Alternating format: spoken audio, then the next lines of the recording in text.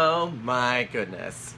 So I got a little story for y'all, and it's not really like an important story, but I have to talk about it because I feel like if I don't, I'm gonna end up like seeing a therapist one of these days and just spilling all of this, and my therapist is gonna be like, what does this have to do about why your relationship is bad with your father? And I'm gonna say, I don't know, it was bothering me. So I'm at the club last night. I'm in a brand new competition and Jacob was with me. We both went down and we're like waiting for the show to start. So Jacob's in the car, he's smoking his e-cig, he's like mentally preparing himself for the night because it's a Broadway theme and he already knows that most of the queens in this competition are not going to be doing a good number. So he's just mentally preparing for all this. So I come in, I go and I say my hellos to all the queens in the back, and then I decide to go wait at the bar until the show starts, and then I was going to kind of just like start observing.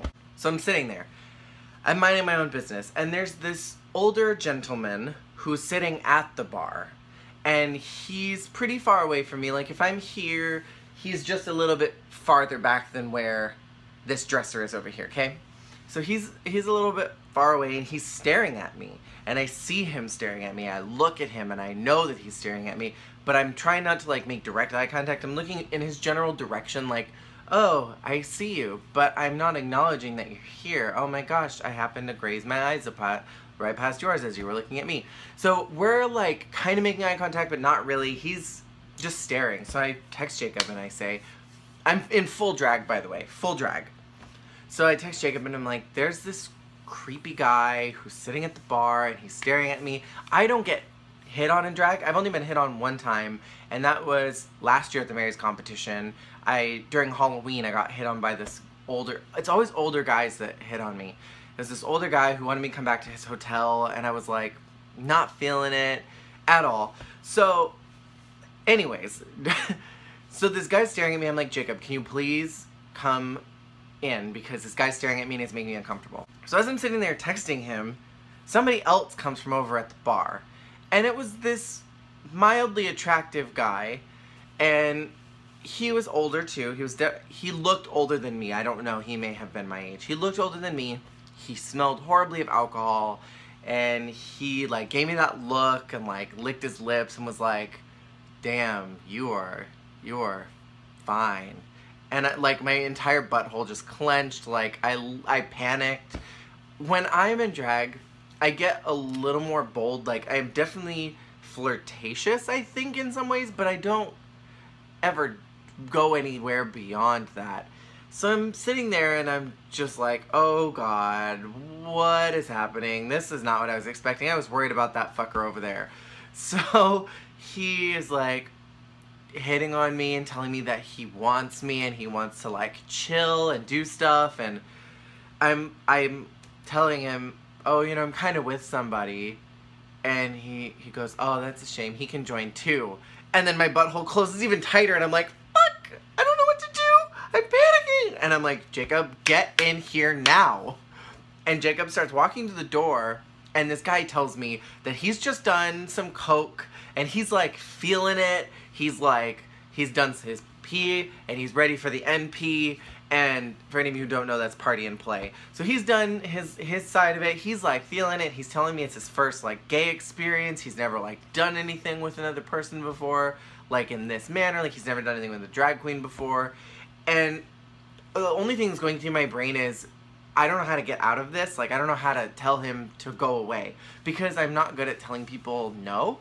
So he's flirting with me and I'm like not feeling it at all. And finally Jacob comes and sits down and he's just giggling because he thinks it's hilarious. He's just there for my own peace of mind, but he thinks it's hysterical. He will not interject. He doesn't jump in. He doesn't try to like help. He's just sitting there watching, just laughing his ass off. Which is what happened to me the last time I got hit on in drag. My friends who were with me backed up 15 feet and went into the corner and were laughing about it. So this guy is, you know, I wanna hang out, do you wanna mess around, do you wanna like go and leave? And I'm like, no, I'm in the competition, I can't go, I don't know you, I don't wanna do drugs with you, and I certainly don't wanna have sex with you. And so he goes, oh, can I kiss you? And I'm like, no, I did my lips and they look really nice tonight. And he's like, can I just kiss you on the cheek? And I'm like, uh-huh, just right here. Okay, thanks, bye. And was like, bye. The guy at the bar, by the way, later on in the night, he got really handsy and he ended up getting in a fight with somebody else. It was really dramatic, but the story wasn't about him, it was about this guy. So, all of this, I'm in drag, right? I'm not right now. In that moment, I'm in drag. If I was even slightly remotely interested and available and like was willing to do something, and I would not do it in full face, full body, everything, because I'm wearing a lot of makeup, very expensive makeup. It doesn't look expensive the way that I painted because I look like garbage, but it's expensive. And I don't want to ruin that by sticking my face in somebody's car seat or going to some hotel and then pushing my face into a pillow as they like do whatever, or like anything like that, first off.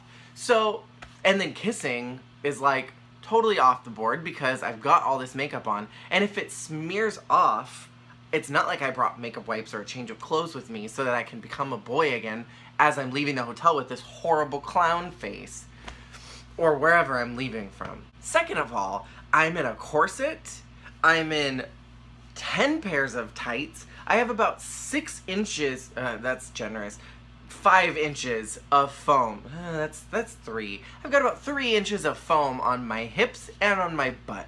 And that would really kill the mood to sit down in full paint and be like, okay, let me take off my 10 pairs of tights so I can get my pads out, and then I have to remove the duct tape, and don't mind that my ass is sweaty. Let's just do this. Like, that is disgusting. Gross. And it would just completely kill the mood. Like, I don't actually look like this. And then there's like just the whole issue of I am a man who enjoys having sex with men, presenting as a man. But that was my story from last night. I just had to share that because it was on my mind and I needed to get that out. Thank you guys for listening, and I will see you next time. Bye.